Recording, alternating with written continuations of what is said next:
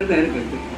ते रस्त्यावरचं एखादं गवताचं पान का असे ना, आपण म्हणतो की झाड की पत्ती, की झाड की पत्तीचं त्याच्यावर आपलं जीवन सगळं अवलंबून आहे. की झाड की पत्तीवर, कुठल्याही झाडांच्या पानावरती इतकं पानाचं महत्व आहे. हे नमस्कार, मी स्मिता साठे दीक्षित. मनातल्या गोष्टी या माझ्या YouTube चॅनलमध्ये आपलं खूप खूप मनापासून स्वागत. आषाढस्य प्रथम दिवस आहे. महाकवी कालिदास यांच्या मेघदूत या महाकाव्याच्या दुसऱ्या श्लोकाची ही पहिली ओळ.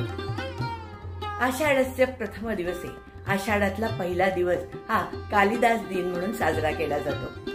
नुकताच या कालिदास दिनानिमित्त एक आगळा वेगळा कार्यक्रम संपन्न झाला. संयुक्त महाराष्ट्र हाऊसिंग सोसायटी ग्रंथालय आणि वाचन मैत्र यांच्या संयुक्त विद्यमाने हा कार्यक्रम सादर करण्यात आलेला होता. संयुक्त महाराष्ट्र हाऊसिंग सोसायटी ग्रंथालय हे जवळजवळ 40 वर्षापूर्वीचं असून 27,000 पुस्तकांनी ते समृद्ध असं आहे. या ग्रंथालयातर्फे अनेक उत्तमोत्तम कार्यक्रम आयोजित केले जातात, अनेक उपक्रम राबवले जातात आणि ह्याच ग्रंथालयातर्फे हा कार्यक्रम आयोजित करण्यात आलेला होता. यावर्षी 26 जून 2025 हा आषाढातला पहिला दिवस होता आणि त्या दिवशी हा कार्यक्रम संपन्न झाला. त्याचे प्रमुख पाहुणे होते वनस्पती शास्त्रज्ञ श्री द महाजन सर, वय वर्ष 91. याच दिवशी छत्रपती शाहू महाराज यांची जयंती असल्यामुळे त्यांच्या प्रतिमेला पुष्पहार घालून अभिवादन करण्यात आलं आणि कार्यक्रमाला सुरुवात झाली. सुरुवातीला ग्रंथालयाचे अध्यक्ष श्री घाटोडेकर यांनी सरांचं स्वागत केलं. त्यानंतर सरांना भेट म्हणून जांभळाच्या झाडाचं रोप देण्यात आलं. डॉक्टर जुई कुलकर्णी यांनी प्रास्ताविक केलं. आजचा दिवस जो आहे 26 जून म्हणजे एकतर शाहू राजा, रयतेचा राजा यांचा आपण आत्ताच एक प्रतिमा पूजन केलं आहे. कालिदास जन्मदिन हाही आज आहे. बालगंधर्वांचाही जन्मदिन आज आहे आणि एक छान योग जुळून आलाय. म्हणजे एकानं माणुसकी शिकवली, दुसरा साहित्यातला तर आपण म्हणजे मेरू म्हणी मानतो आणि तिसरा कला. अशा तिन्हींचा संगम आणि तिन्ही गोष्टी माणसाला प्राण्यापासून माणूस बनायला मदत करतात. अशा तिन्हींचा योग आज छान जुळून आलेला आहे आणि या तीनही गुणांचं स्मरण आणि त्या सर्वांना एक विनम्र अभिवादन या कार्यक्रमाच्या प्रारंभी आपण मनोमन करूया. त्यानंतर डॉक्टर जुई कुलकर्णी यांनी सरांचा थोडक्यात परिचय करून दिला. सरांचं मूळ गाव पुणे, शिक्षणही त्या विद्येच्या माहेरघरातच. MSc आणि विशेष अभ्यास विषय सपुष्प अपुष्प वनस्पती वर्गीकरण शास्त्र. महाजन सरांनी जवळजवळ 30 वर्ष कोल्हापूरमध्ये जीवशास्त्र आणि भौतिकशास्त्र यांचं विभाग प्रमुख म्हणून काम केलं. जवळजवळ 400 लेख त्यांनी लिहिले, 17 शोध निबंध आणि 14 पुस्तकं त्यांची प्रसिद्ध झालेली आहेत. त्यानंतर सौ सुखदा आठले यांनी सरांशी संवाद साधला. बापू, पहिलाच प्रश्न असा आहे, आपण मूळचे पुण्याचे, तिकडे उत्तम नोकरी होती, ती सोडून तुम्ही कोल्हापूरमध्ये आलात आणि तीच तुमची कर्मभूमी झाली. याविषयी प्रथम आम्हाला जाणून घ्यायला आवडेल. त्यांच्या प्रश्नाला उत्तर देताना सरांनी त्यांच्या सुरुवातीच्या करिअरच्या काही गोष्टी सांगितल्या. सर्वांना नमस्कार. आणि कार्यक्रमाच्या सुरुवातीला जो शेवटी कार्यक्रम करतात तो मला आधी करायचा आहे की मी संयोजकांचे ना आपले सर्वांचे मी आभार मानतो.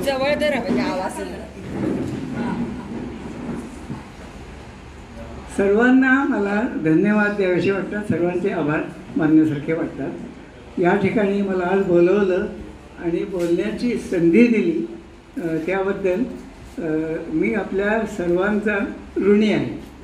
जंगल म्हणजे काय हे सांगताना सरांनी आपली सुरुवातीच्या अनुभवावरती एक कविता वाचून दाखवली. नुकताच त्यांचा हा कविता संग्रह प्रसिद्ध झालेला आहे. जंगलाविषयीची एक कविताच म्हणून दाखवली. निसर्ग गान या निसर्ग विषयक कविता आहे. जंगल म्हणजे नसते नुसते वेली व वृक्ष आणि त्यातील वन्य जीव भक्षक व भक्ष्य, विकास नीती बदलणे, ओळखणे महात्म्य जंगल जीवावरणाचे आणि मानवजातीचे त्यातच मंगल. आता जंगल म्हणजे काय, तर त्याची व्याख्या आणि काय आहे महत्व जंगलाचं. आता दुसरी कविता आहे जंगली. प्रथमदर्शनी प्रेमात वनाच्या जाहोलो मी जंगली. घनदाट किर्र झाडी सदा हरित वृक्षवेली. ताडती अपशब्दे रानटी जंगली. जंगली म्हणजे काहीतरी वाईट असावे असतं. रानटी मनुष्य आहे. मला कोणी जंगली म्हटलं तर माझा गौरव झाल्यासारखं वाटतं. इतकं जंगल श्रेष्ठ आहे. फक्त कोणी मला जंगली म्हटलं तर मला थोडासा संकोच असा वाटतो. स्वतःला जंगली म्हणवून घेण्यात मी जंगलाचा अवमान तर करत नाही ना. पण काय आहे जंगलाचं महत्व. जंगलाचं महत्व अर्थातच सांगण्यापूर्वी जंगलामध्ये मुख्य काय असतं तर वृक्ष असतात, लहान झाडं पण असतात, वेली असतात. आणि खरं जंगल जे आहे, नैसर्गिक जंगल जे आहे ते आता भारतात फारसं उरलेलं नाही, फार कमी आहे. खूप तोडलं गेलेलं आहे. आणि आता लोकांना असं वाटतं की आपण काय झाडं लावून जंगल तयार होत नाही. सरांनी जंगलाविषयी अनेक गोष्टी सांगितल्या, जंगलाचं महत्त्व सांगितलं, वेगवेगळ्या वनस्पतींची माहिती दिली. वनस्पती स्वतःचं अन्न स्वतः तयार करतात. इतर कोणीही स्वतः ते अन्न तयार करू शकत नाही. स्वतःचं अन्न नुसतं स्वतः करत नाही, सर्व जीवसृष्टीचं अन्न तयार करतात. आपण सर्व प्राणी वनस्पतींनी तयार केलेलंच अन्न खातो, प्रत्यक्षपणे किंवा अप्रत्यक्षपणे. तर हरित द्रव्य जे आहे क्लोरोफिल हे एक चमत्कार घडवून आणतं. ते रस्त्यावरचं एखादं गवताचं पान का असे ना, आपण म्हणतो की झाड की पत्ती. झाड की ते पत्तीचं त्याच्यावर आपलं जीवन सगळं अवलंबून आहे. की झाड की पत्तीवर, कुठल्याही झाडांच्या पानावरती इतकं पानाचं महत्त्व आहे. वनस्पतींचं महत्त्व आहे. वनस्पतीमध्ये वृक्षाचं महत्त्व जास्त का. वृक्ष लागवड का करायची. आपण काही कुठली झुडपं जास्वंदी लावा असं म्हणत नाही, किंवा मोगरा लावा. हे फुलझाडं लावावीच, लावू नये असं नाही, पण लागवड करताना वृक्ष लागवड करावी.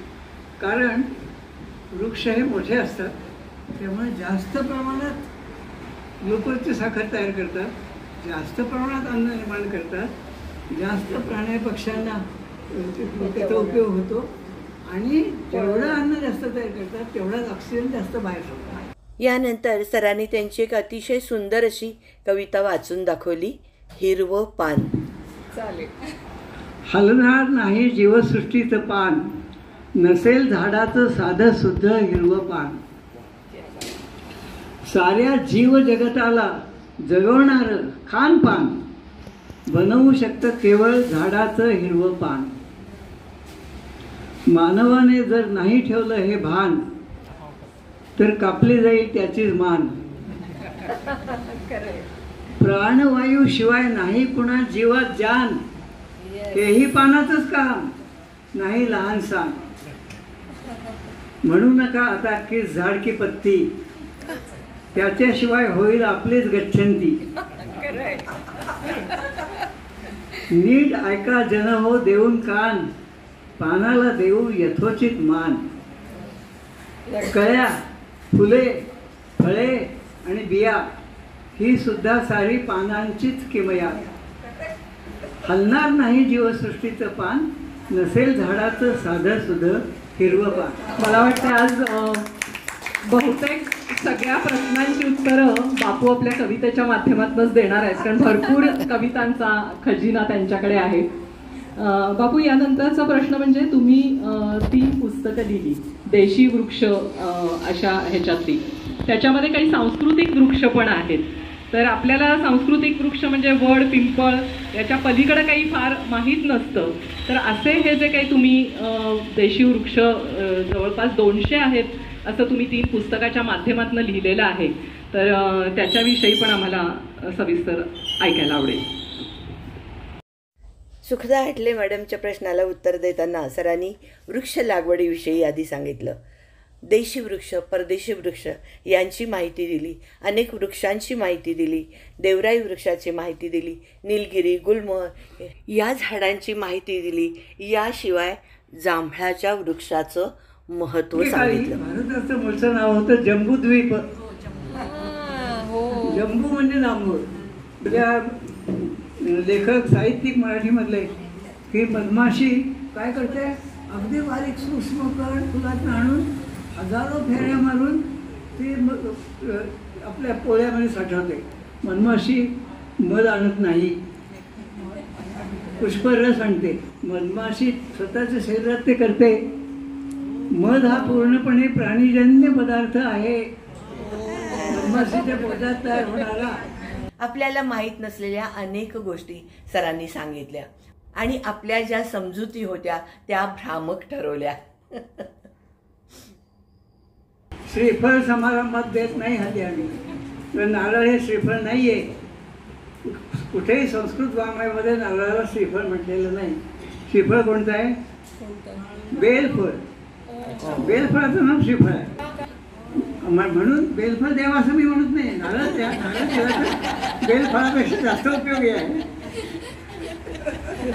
पण तो श्रीफळ नाही. नारळ म्हणून द्या, पण नारळ म्हणून द्यायला त्याला वेगळा अर्थ आहे.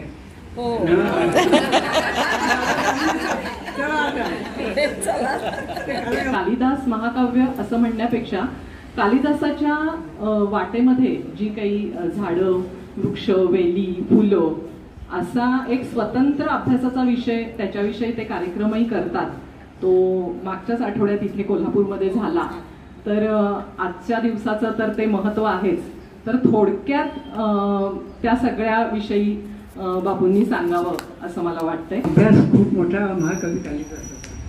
त्याचं मेघदूत हे काव्य खूप प्रसिद्ध आहे आणि फार तुम्हाला आश्चर्य वाटलं कदाचित. त्याचं मराठीत रूपांतर कुसुमाग्रजांनी केलेलं आहे.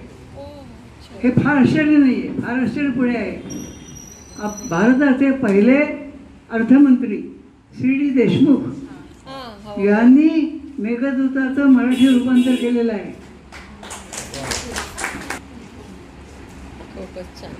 तर मेघाला दूत करायचं. मेघ म्हणजे निर्जीव आहे, त्याला सजीव मानायचं, त्याला आपला मित्र मानायचं, त्याच्यावर मानवीकरणाचा आरोप करायचा, त्याला पर्सॉनिफिकेशन म्हणतात. आणि मेघाला त्यांनी सांगितलं की मी तुला एक काम करायला सांगतो माझं, तू चाललाच आहेस इकडे हिमालयाकडे. आषाढस्य प्रथमे दिवसे म्हणजे आज आषाढाच्या पहिल्या दिवशी यक्ष म्हणून जो आहे त्याला शिक्षा झाली होती महाराष्ट्रातल्या रामगिरी पर्वतावर. तिथल्या आश्रमात 1 वर्षभर राहण्याची शिक्षा. तो मूळचा हिमालयातला